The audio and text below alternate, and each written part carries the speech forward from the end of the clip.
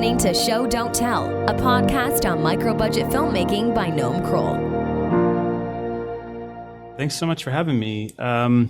So my name is Molino Dunn. I also use a producer moniker, ElectroPoint. And so I got into this whole business kind of organically. I've always been a musician and composer, and about maybe 10 years ago, 11 years now, actually, I think I started a recording studio in Manhattan. We were doing a lot of recording for artists, but recording studios also get a lot of other things like commercials, voiceovers for ad agencies, that kind of thing. And what ended up happening was a lot of these ad agencies that did their voiceover recording with us also started to need music. And this was back in the days before people were using like stock music libraries, before that was readily available to everybody. And we still do it. We still do custom music for ads because stock music, as a lot of your listeners probably know, has limitations. Everybody has the same sound. And so when people need custom stuff, even if it's an ad agency, they would come to us. And so eventually a lot of the directors and filmmakers that were working on these ads for agencies would go off and do their own thing, shorts and eventually feature films and that kind of stuff. And I was lucky enough to get pulled into a lot of those projects. So I kind of transitioned along with a lot of the people that I was working with into bigger films and television. Yeah. And I mean, the amount of credits that you have on all sorts of different levels is really incredible. From, I know your new Netflix project called A.a.a. Love You, right?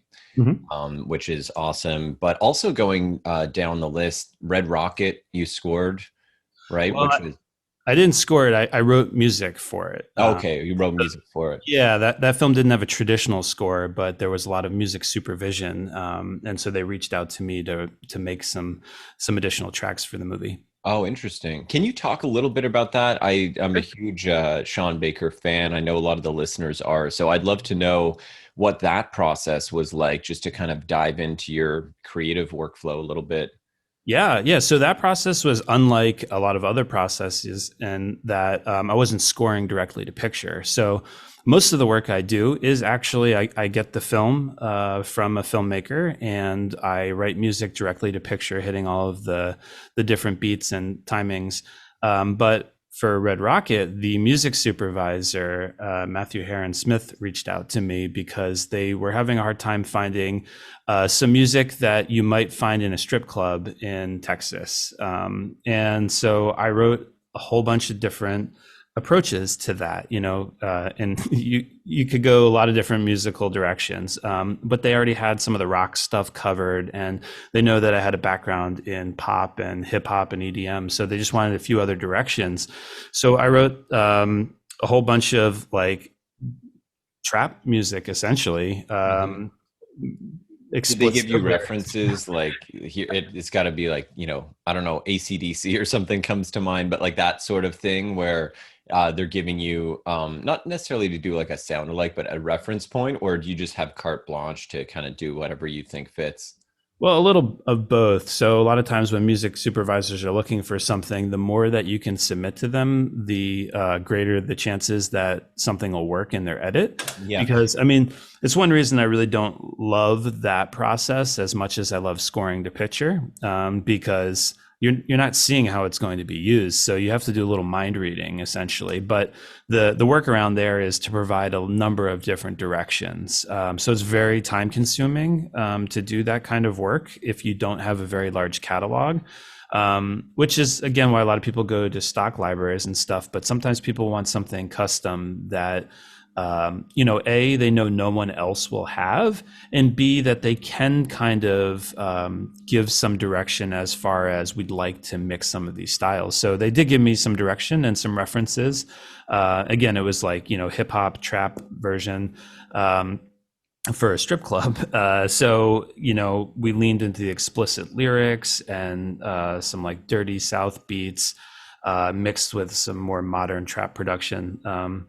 So that process was a little different than a lot of people, I guess, would assume. It's somewhere between actually scoring to, custom to picture, because they told me what kind of scenes it would be in, and somewhere and again, between doing that kind of stock music in the sense that it's going in a catalog that they're going to pull from and try to edit to. Yeah. I mean, I always, when I do hear about those rare films that don't necessarily score to picture, but I think I'm trying to remember if it was Hateful Eight or what, maybe that was the Tarantino film where he took a bunch of those existing cues and then they sort of cut to it. I always think, to me, just as a filmmaker, that actually kind of seems more intuitive for the editor. I don't know how it feels for the composer, but I know for the editor, it's nice to have this sort of metronome that you can cut to and that you can hang all your edits on and know that there's something that's really driving the the logic of the pacing, so to speak. But yeah, on something where, let's say, you had an opportunity to score a narrative film based on the script and you were just supposed to write a bunch of cues and submit those, and those would be sort of used by the editor. Is that something you've done to that extent? And if not, is that something you think would be an enjoyable process at all, or maybe not so enjoyable? Yeah, no, I've definitely done that. That's more common for serial work because the deadlines are so quick. Yeah. So I did this children's series for Participant. It was a YouTube original. And essentially I wrote them a catalog of music. And they wanted different um, recurring themes. There were segments that were repeated across episodes. And so we really dialed in a few different cues that they would then use over again from episode to episode, and it didn't really matter that they were hitting the actual beats. So I've done that, and I've done it on a lot of other projects too. I would say with a something that is meant to be very artistic, I don't find that to be a good approach. Personally, as a composer, Yeah. because I want to collaborate artistically. It's like, this could be one of those things I say that I ask you to cut later, but I'm going to say it anyway, which is I really think there's two types of filmmaking, and maybe one might not be considered filmmaking by everybody, but there is that more content entertainment driven type of filmmaking, and then there's that art type of cinema filmmaking. And it's a totally gray line, right? But I think one of the things that really sets apart a lot of great content and makes it so that we shouldn't even refer to it as content necessarily is that artistic exploration that comes through collaboration of every element. And so if the editor is cutting together all of these great pieces of music, maybe they're a bit of a composer themselves, right? And they're just working at a higher level of the content, meaning they're not going from each instrument, but they're putting together larger pieces of music to create their own piece of music. So that is artistic in itself, and there's definitely a place for that in both entertainment content as well as artistic content. But the films that have been the most rewarding to me to watch, both as a viewer and then also to score as a composer, have been those where I have this collaborative process with the editor, the director, the producers, anybody involved really. But again, just because of budgets and timelines, that's not always possible for certain types of projects. But scoring directly to picture is there's nothing quite like it artistically for me. Yeah, and do you have any leeway these days? As I know from the color side of post-production, I've done a lot of color grading work over the years and finishing work, and I know one of the big things that's changed is that locked picture doesn't necessarily mean the same thing that it used to.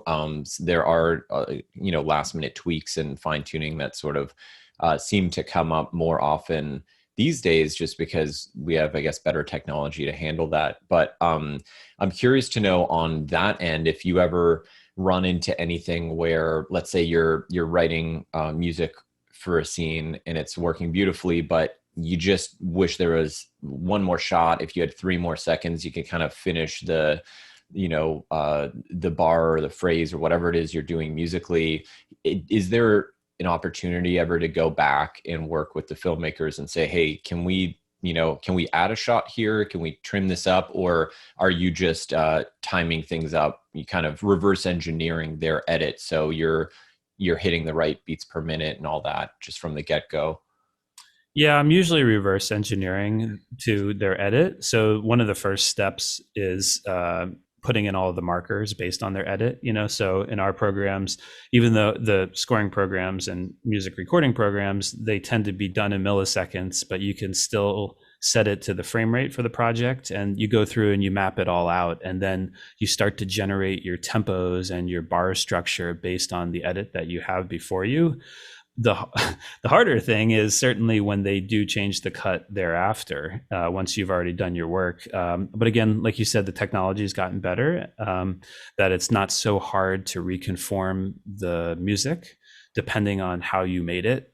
So with live recording, it's a lot harder. With programmed music, it's a lot easier. But there's tools for both situations. It's very rare that I would request a change to the edit. It's something that it's not really in my it's above my pay grade, if you will. For sure, yeah. I guess unless it's some really sort of small art house thing. When you're dealing with the level of projects that you're talking about, in these Netflix productions or even just large indies, it's a different world.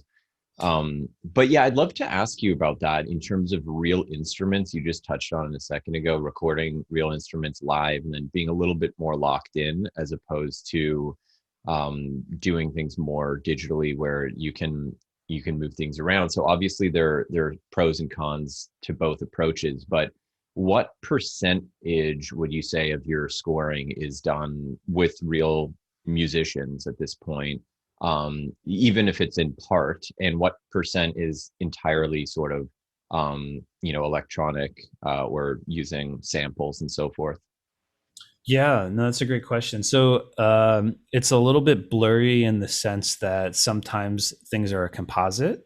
So even when they're electronic instruments, maybe the source material was a real recorded performer. So you'll do things like, the score I did a few back, it was called Huracan on HBO. The way that I did that was I performed myself actually, and I recorded that stuff, and then I brought that into the computer and created instruments using it.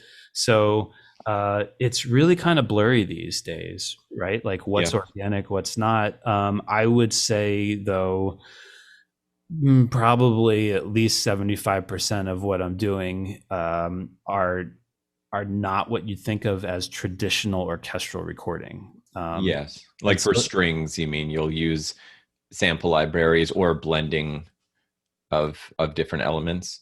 Yeah. So, for example, the last film I did called Snakehead, that one, anytime that you heard the orchestra playing, it was a mix of a sample library, or we call them virtual instruments a lot of the time. Sample libraries sometimes mean, you have a sample pack, like your whooshes and your sound effects, and you drop them in. But a virtual instrument is essentially a sample library that you can play as if you're performing the violin itself. But on that film, for example, anytime you heard a virtual orchestra, I was also layering it with me playing the cello on top of it, just for that human element, for the live sound recording quality. So that's what I'm saying. Sometimes it's hard to know. Yeah. Well, sorry to interrupt, but it's the same, I think, with visuals these days, where when you look at a film, there could be elements that are shot on real film, but there's also a green screen, there's also a composite, and there's some shots that are taken on a crash cam that are digital, and everything is just kind of blended. But yeah, I guess unless there is a project where the goal is we have to emulate kind of an old school process. Once in a while, you see one of these films. I'm trying to remember. I think one of the first ones I saw when I was younger was this film by the Coen brothers called The Man Who Wasn't There, I think. And it was all kind of using old school lighting and techniques, and they produced it in this kind of way. And that was the I don't want to say gimmick at all because it worked really well, but that was like the thing. So I would assume it's the same with music, unless you are consciously creating a project that's supposed to be retro and that's part of it. There's really no reason to slow down your process or kind of stifle your creativity by going analog in certain ways that are perhaps unnecessary, when you could get to the same or maybe a better finishing point by blending these different assets that you have. I think, right? Yeah, a lot of times it's a budgetary concern. So sometimes it is quicker actually to go analog, in the sense that if I have an idea for a specific string line, sometimes it's a lot easier just to have a real person play it than it is to figure out how to program it and to still make it sound real, because there are limitations to these virtual instruments. A lot of times it has to do with either extended techniques or expressive performances. And you can get them certainly, but you have to spend a lot of time programming them. And in that sense, actually, if time was the issue and budget wasn't the issue, meaning you're doing a major tentpole film and you have 3 weeks to score it, it's a lot quicker to write it down and then have an orchestra play it than it is for you to program the entire thing and make it sound as appealing as a real orchestra would be. So when budget isn't a concern, there are reasons to do these old school approaches. And when budget and time aren't concerned, there's again an exploration of real, these real exploration of emotion that real musicians can bring to a score, which is what you would want to do.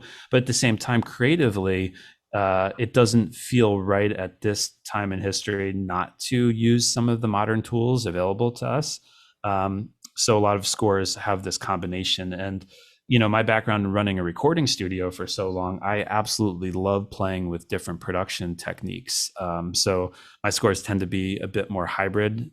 So even when you are hearing what you think is an orchestra, there's undoubtedly some analog synthesizers underneath it. Yeah. Yeah, you're just layering and creating a really unique sort of palette, I guess, if you want to call it that. I wanted to ask you about, just, you mentioned playing cello. How many instruments can you actually play yourself, and how much do you play on your own score versus bringing in outside musicians? Sure. So I've performed on every score that I've ever done. All of them, I would say. Actually, there was one very early score that I did when I was in graduate school, and that was a Renaissance film. And so we actually had a Renaissance ensemble play stuff that was written. But aside from that, every score I've performed on, it's very rare that I'm getting additional performers if the budget doesn't allow for it, obviously, right? Sometimes composers put their own money into it because the budget's not there, but they really care about the project and they can't get the sound otherwise. But yeah, I play on all of them. I would say how many instruments do I play depends on your definition of what playing well means. Well enough that you're recording it, even if it's in small bits and pieces. So maybe not having mastered Yeah. every instrument, but enough that you're confident to, put a nice section down or whatever on your recording. Yeah, sure. So when I was in university, we had to take a semester on each section of the orchestra. So you go through the woodwinds and you'd play the flute, the oboe, the clarinet, the bassoon, and so on. And you do that for each section. So the idea there was, as a composer, to be proficient enough to play some scales so that you understood composing for these instruments. So I'm versed enough in most orchestral instruments to play along or overdub on top of what I've written, as long as it's not the more virtuosic passages. And the limitation really comes in to which instruments I have, because I don't own a full orchestra's worth of instruments, but I have some choice instruments like cellos and woodwinds. But for the most part, I'm playing most things through the keyboard. Yeah, but that's another interesting thing that sort of brings us almost back to that analog digital debate, but through a different lens, is having the background in playing all these real instruments is what I think allows you to then take the digital tools and make it sound realistic. Because like you said, if you understand had the difference of playing a certain scale on a cello versus another instrument, then I'm guessing when you're scoring, I can't jump from here to here, or I can't really do X, Y, or Z because I could do it on the computer, but you wouldn't do that in real life and it's not going to sound realistic. Is that kind of accurate? Well, it used to be. I think that was the training we got in school when I went to school for a classical background, so the thinking was what you wrote on paper had to be playable. But I don't worry about the limitations of possible on a organic instrument anymore. Um, it's all about how does it feel when you're watching the film. So if the cello can't do it, but the digital cello can, and it doesn't sound like you know unlike how I wanted it to, like it doesn't sound like a cheesy cello if I want it to sound dramatic, then I'll go ahead and I'll do it.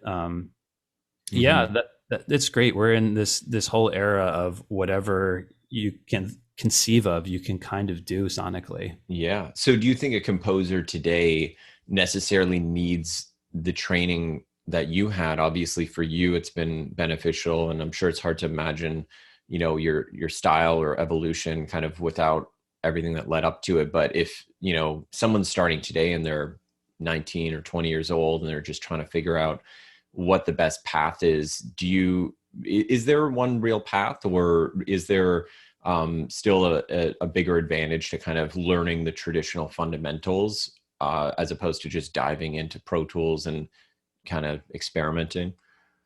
Yeah, I mean the real advantage. Well, there's two things there. I mean, I'm a proponent of education, no matter what it is, really. The thinking there is if you want to dedicate your life to something, you should probably learn as much as as much as you can about it. Mm-hmm.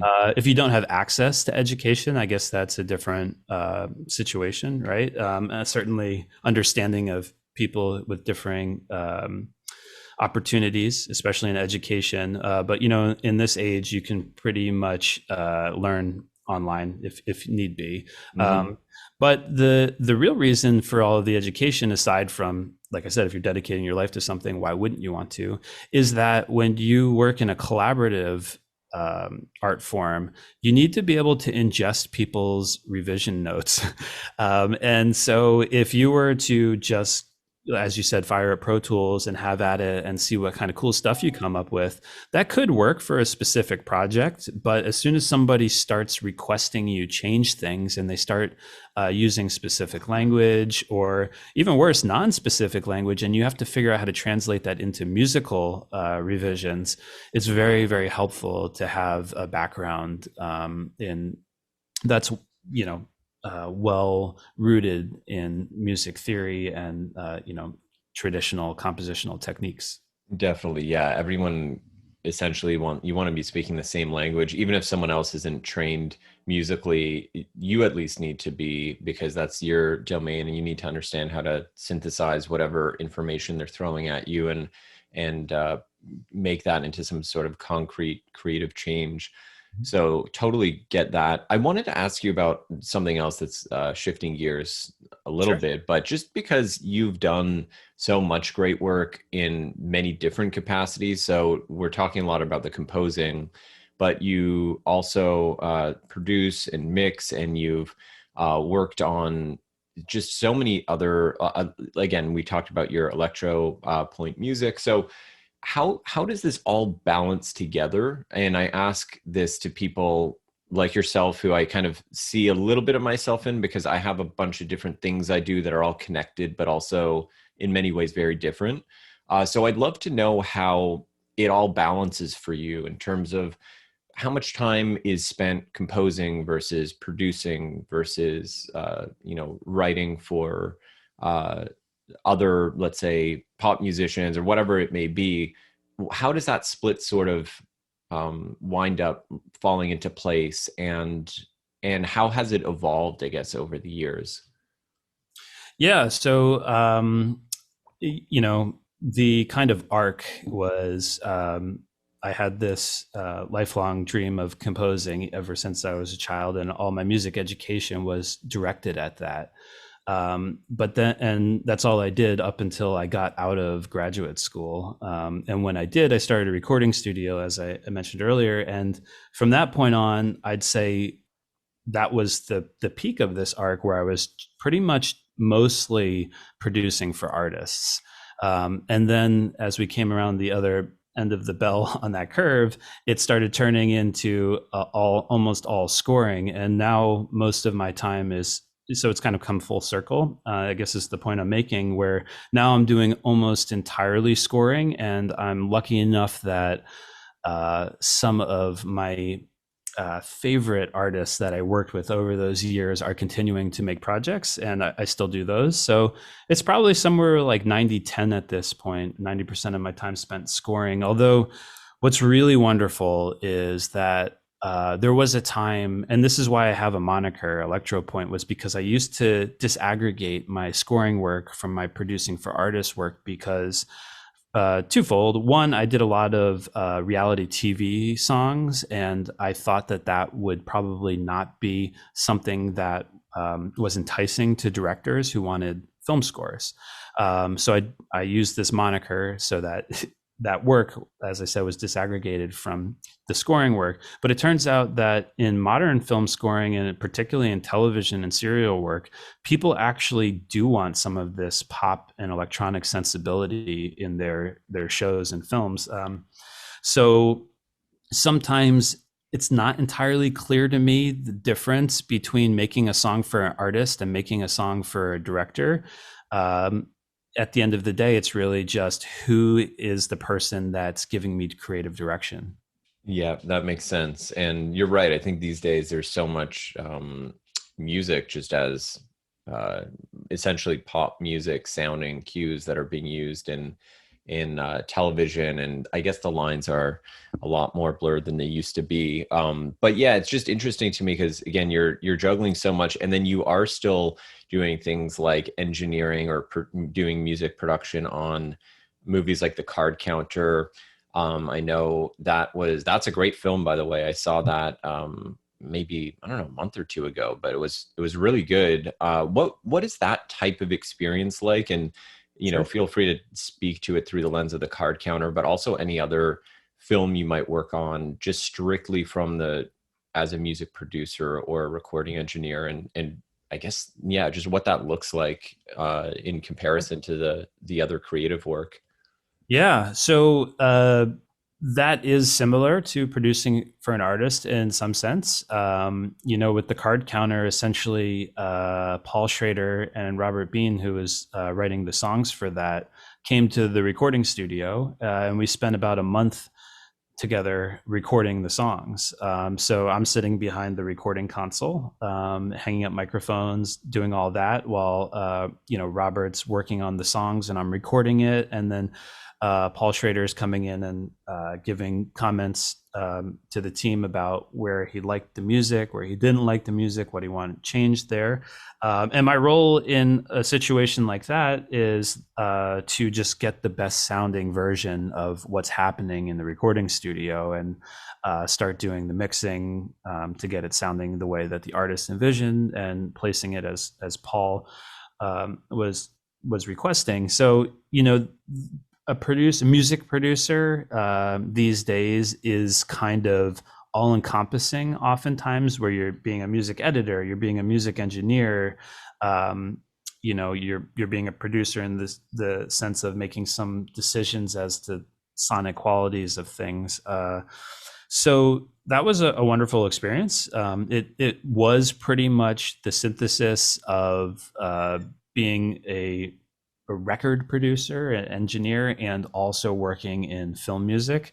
It was also just, it was a crazy time in the sense that that was kind of in the height of COVID. So we were getting these daily COVID tests, and it was winter.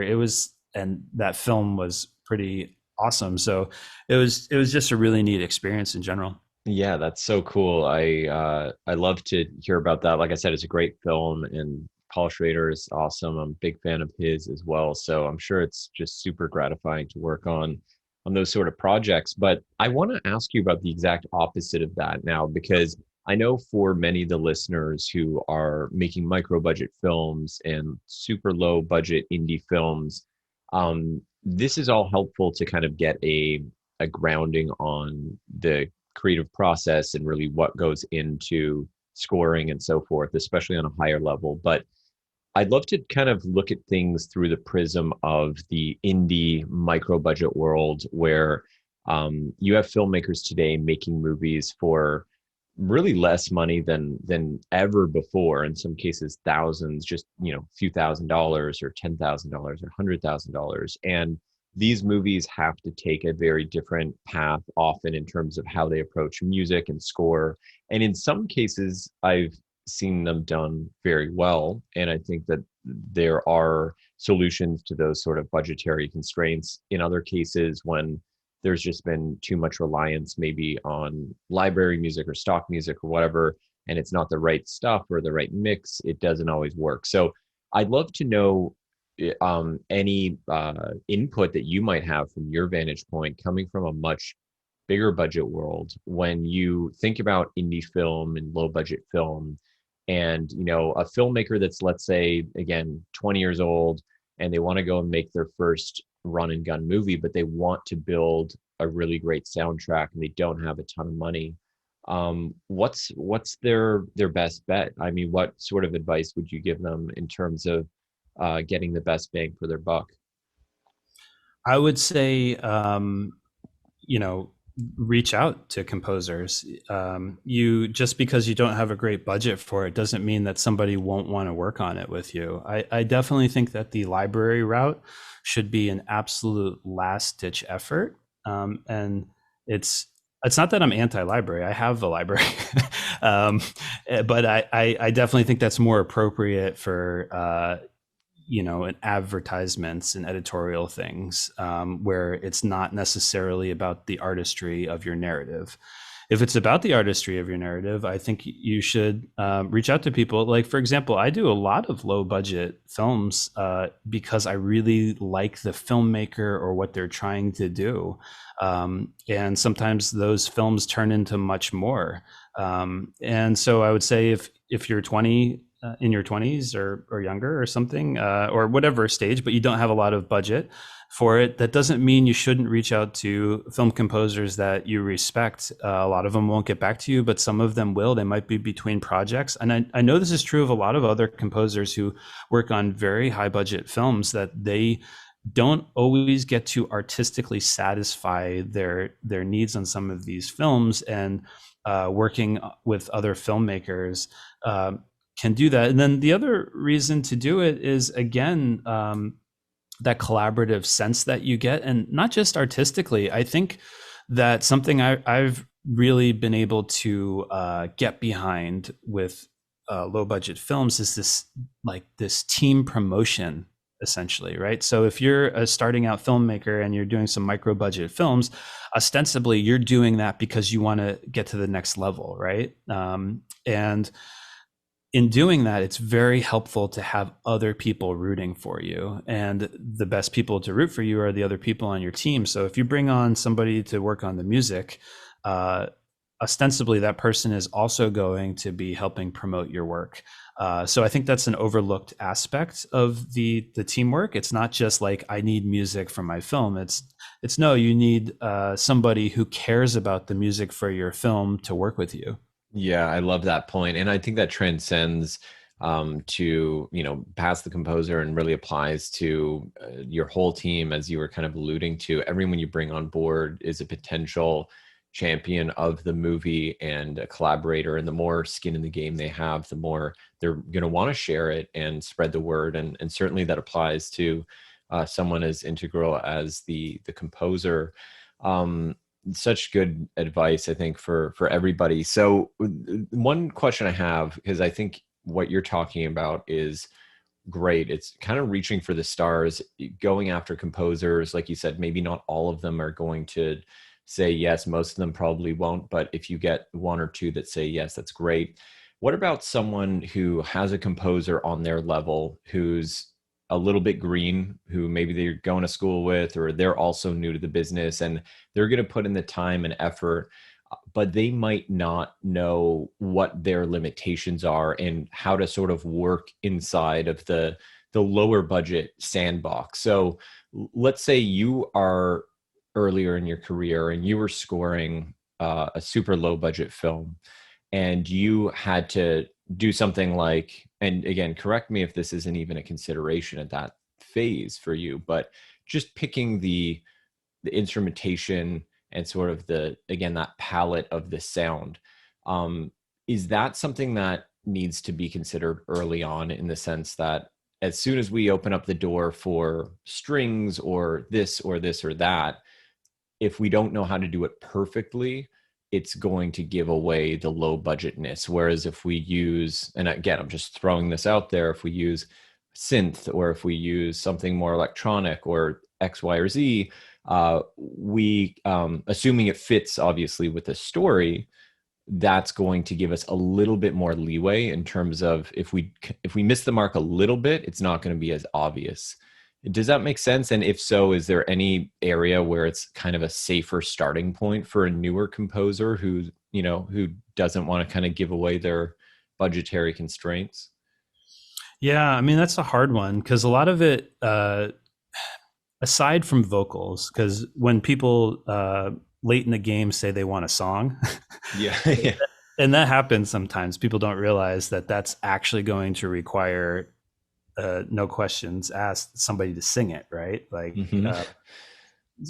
there are sample libraries of vocals now, which is cool, but it's a lot harder to get the lyric content you're looking for. So that needs to be discussed. If you're a filmmaker and you want to hire somebody to make music, just make sure that you're not expecting songs. If you're expecting songs, it's generally a different conversation, and you got to make sure that somebody has the ability either to sing and you like their singing, or that you have the budget to hire additional singers. Everything else, there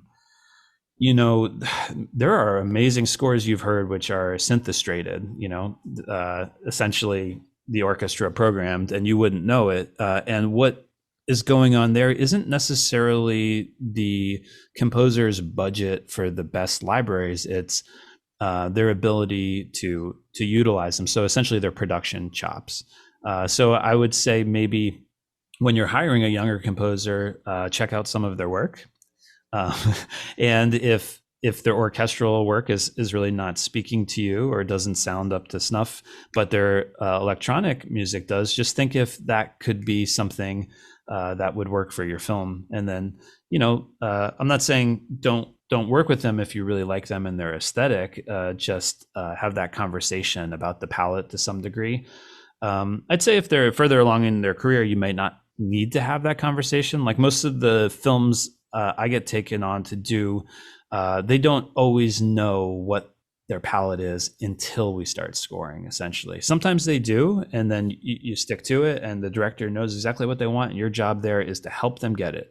Other times your job is to show them all the different ideas that you have, and then they can start to develop their own idea of what's working. Yeah. Which do you prefer of those two? Does it just depend on the project, or do you like having inspiration where someone might have temp music placed in, or hey, I like this soundtrack or that, or does that throw you off? So I love that you're asking all of the questions that my answer I need to be careful about for different groups of directors, Okay. which is awesome. It's really great because there's a lot of things as a composer or as anybody in post who wants to say the right things so directors think well of them, right? Hmm. And these are all kind of hard hitting questions where I have to be careful about what I say, but at the same time, I'm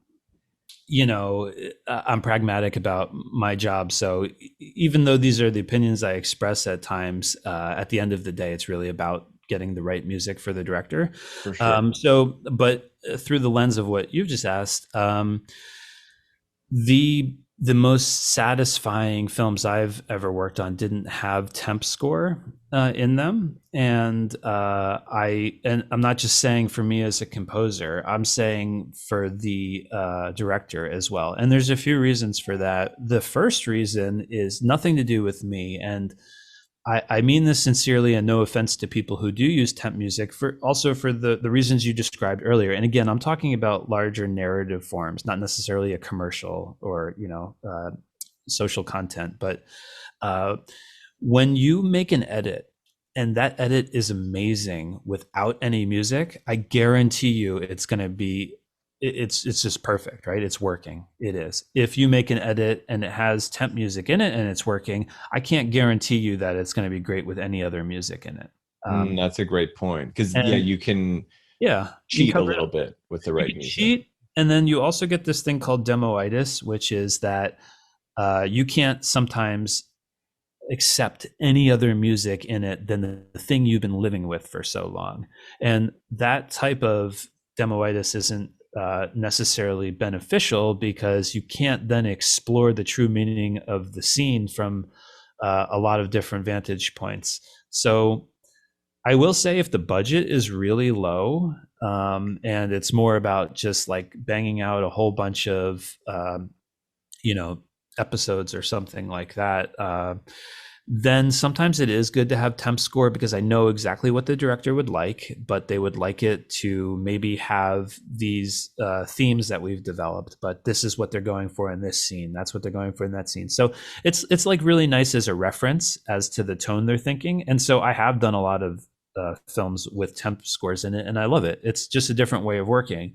But and I wouldn't actually say that it doesn't lead to unique scores, because a lot of times in those situations, the first conversation is, do you actually really love that cue and you want me to go as close as I can to it, but make it original? Or is that just there as a placeholder so I know that you were thinking comedic music as opposed to action music, So that's the conversation that happens there. So I've done both. I would, but my earlier comment about if your edit works without any music and people want to watch it, unless the whole scene is about music and then you've done a pre-scoring of it, I would say there are really great reasons to try to cut it without music. That's such a great insight. And I think that, again, it applies to other areas when you're editing as well. There's certain little tricks that you can use that can kind of let you cheat a little bit, or just enhance what you're doing and kind of trick yourself into thinking that something is working better than it is. But when you really strip it down and then just build the edit from the bare essentials up and make sure it works in its most basic form, then you're totally right. Then you add music to it and could take it to another level. Or if you don't, I mean, there might be moments, and this is something else I wanted to talk to you about as a composer, is when not to use music. And there are obviously films that do wall to wall score and they're brilliantly done, and there are some films with no music and that's right for them, and everything is different. But I think when you don't have to rely on music, as you're saying, and I would imagine that's more freeing for you as a composer, because you're not having to cover something up. If you say, hey, maybe the next cue is going to be more powerful if we actually let this just be natural sound. And then, and when we bring something in, to sort of contrast against that, it would give you, I would imagine, more freedom when it's not, hey, no, we needed the temp music because the production audio wasn't great and we had to cover this up. Or, some of the issues that we see on low budget films where the music is used as a utility as opposed to just an artistic choice. So anyway, I totally hear what you're saying. And I think that's such an important point. On the idea of influences, are there any scores that you like right now that have been of particular interest, that have sort of broken any new ground or just been inspirational to you as a composer? I'm sure your work is doing the same for many others, but I'd love to know, as a composer, if there are any other composers that you're just a particularly big fan of right now, or any scores that have come out that that have really sort of spoken to you. Oh wow, that's a great question. So I've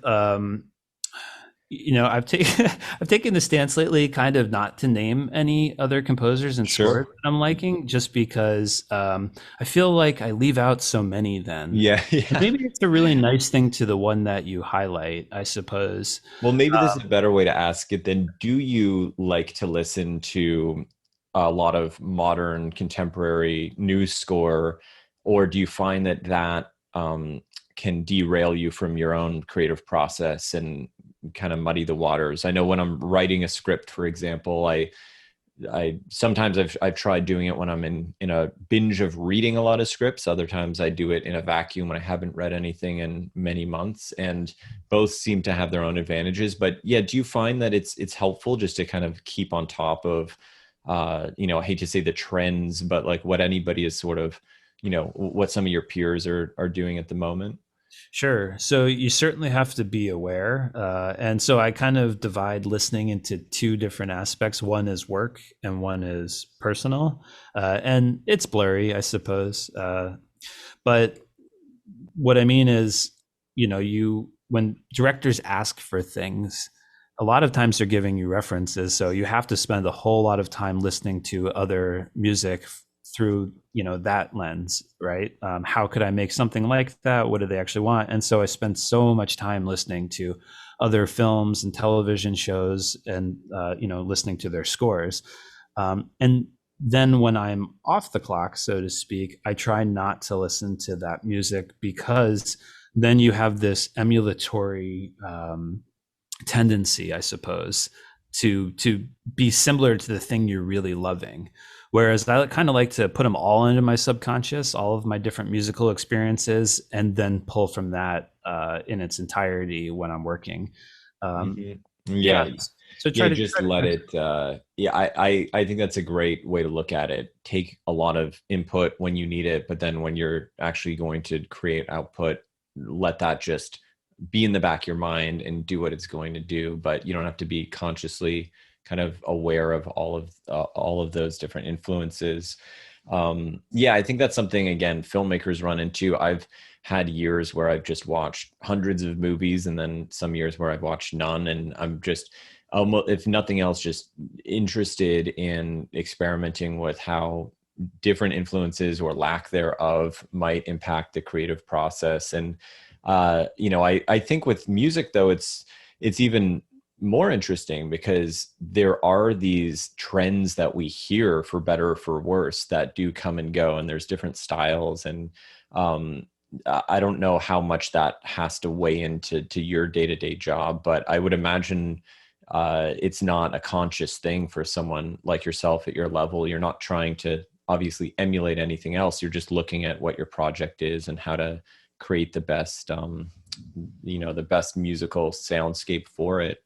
Mhm. Something I didn't ask you before, and I meant to. I talked about the no music thing, but I actually didn't ask you that question, which is, yeah, how do you determine when you're working, let's say, with a director, where you're in your spotting session or whatever?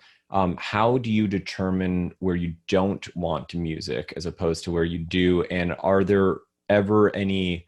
Is that typically, I don't want to say a point of contention, but a difficult conversation where you might have a director who really wants music somewhere, but you don't, or vice versa? Is that something that comes up?